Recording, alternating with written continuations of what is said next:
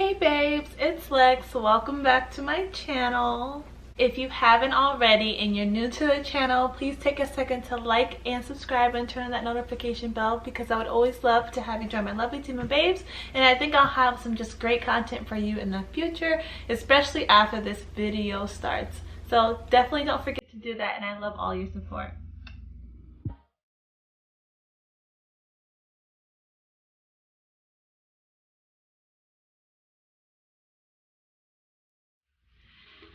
So guys, this video is going to be about just me and changing my diet and hopefully bring you guys along with me. So this is like kind of the start of my just lifestyle changes that I'm making to my diet, and I'm hoping that this will help some of you guys out if some of you guys need a diet change to hopefully help with your health. This is a great video for you, so continue watching.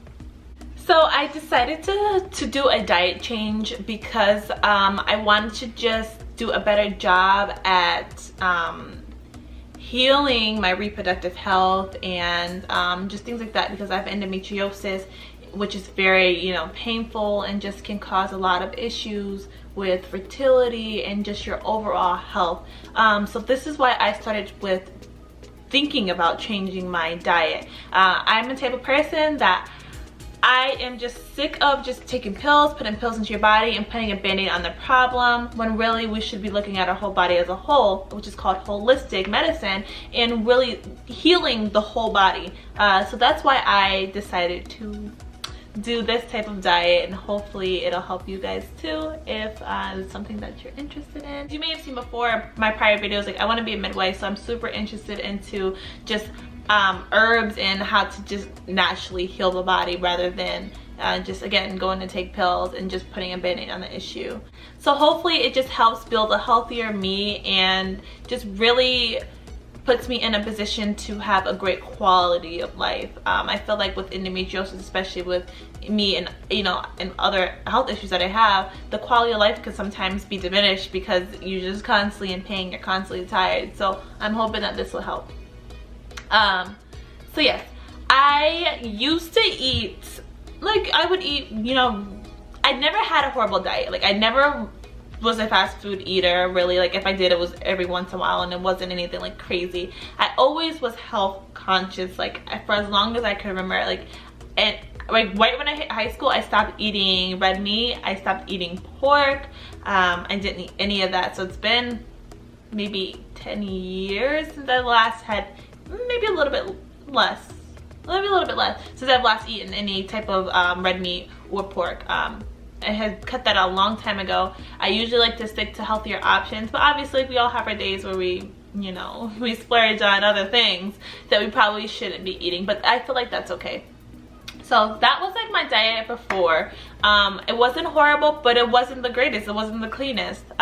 So now I'm switching over to more of, I started off as a base like anti-inflammatory diet. So anti-inflammatory diets are recommended for any people with disease processes that require inflammation or that have inflammation in them. So endometriosis is a huge inflammatory disease.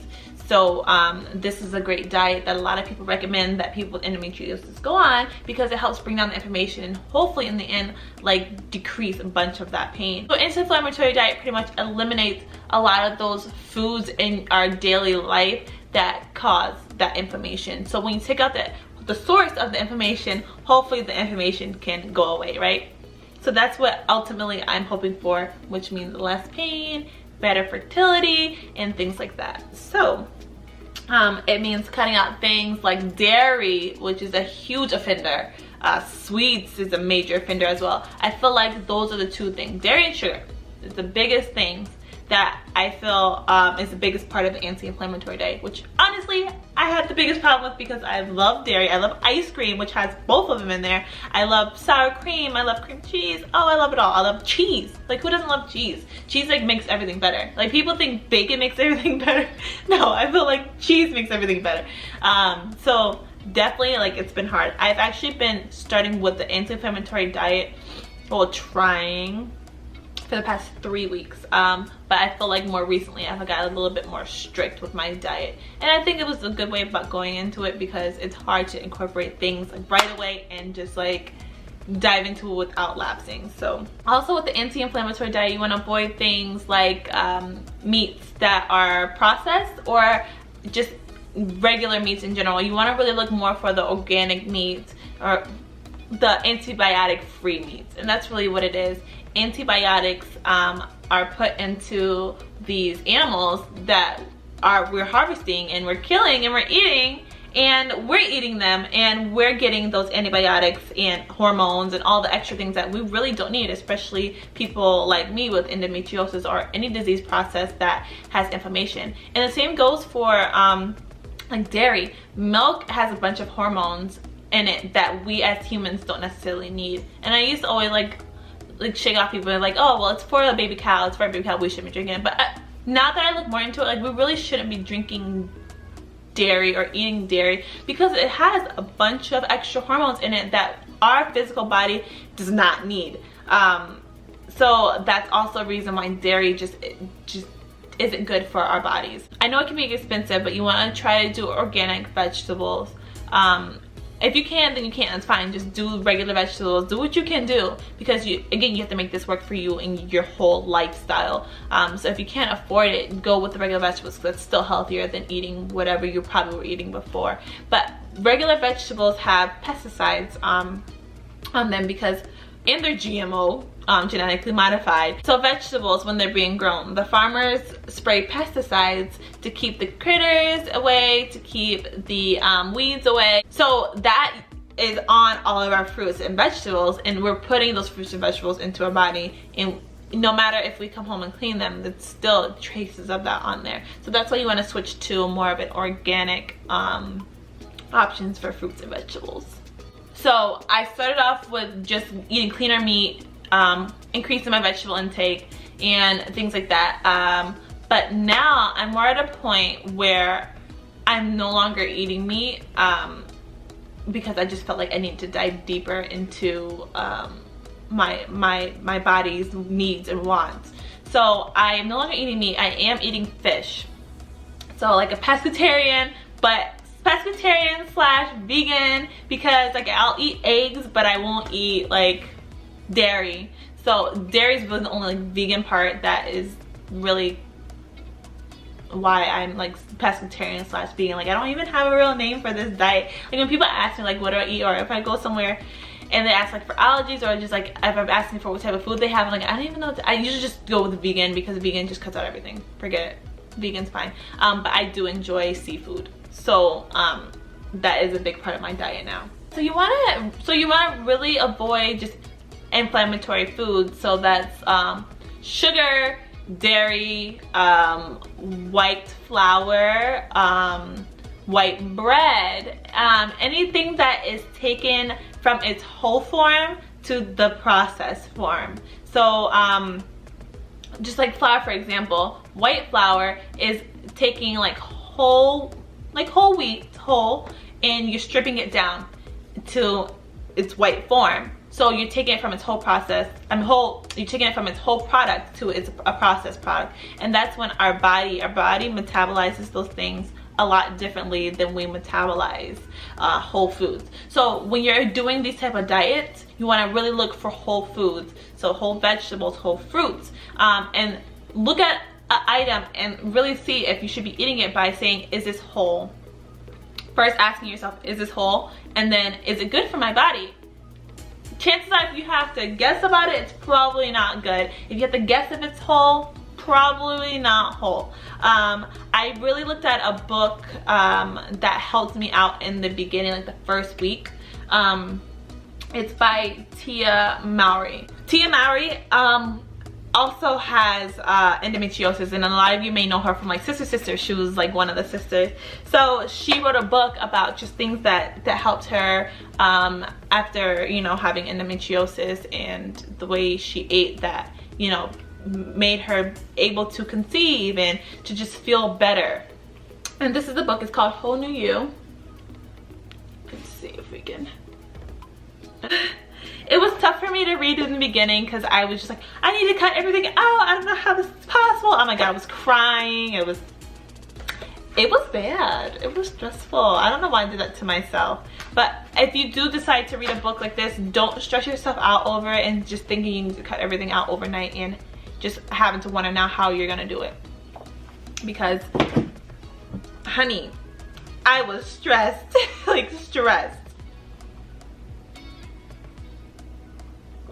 By the way, like this is a new regimen I'm doing. It's tea. I do it 2 times a day. It's like a detox tea almost. And it's good for just your reproductive health.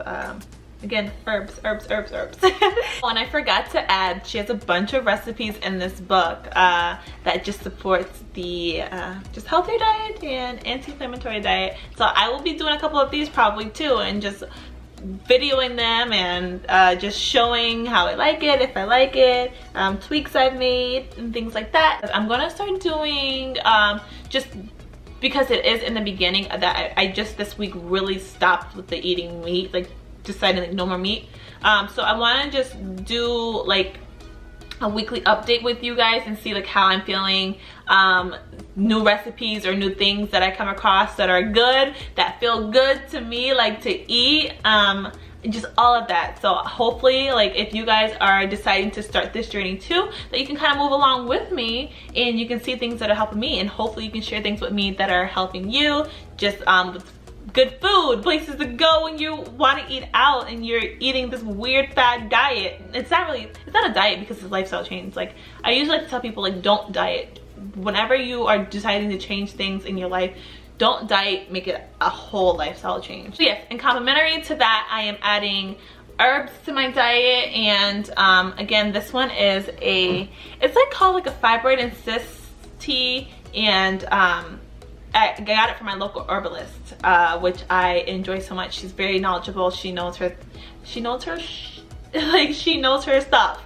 Okay, she's great. You can tell like she loves her job. She's recommended this tea for me to start off with. So I'm starting with drinking this 2 times a day, and also like they're called tinctures. They're like little drops of like really potent like herb extract that you put on, that you do 1 time a day. So I'm also including that into regimen. Again, like I just want to heal everything from the inside out, and hopefully that'll lead to me having more energy, less pain, and just overall a better quality of life.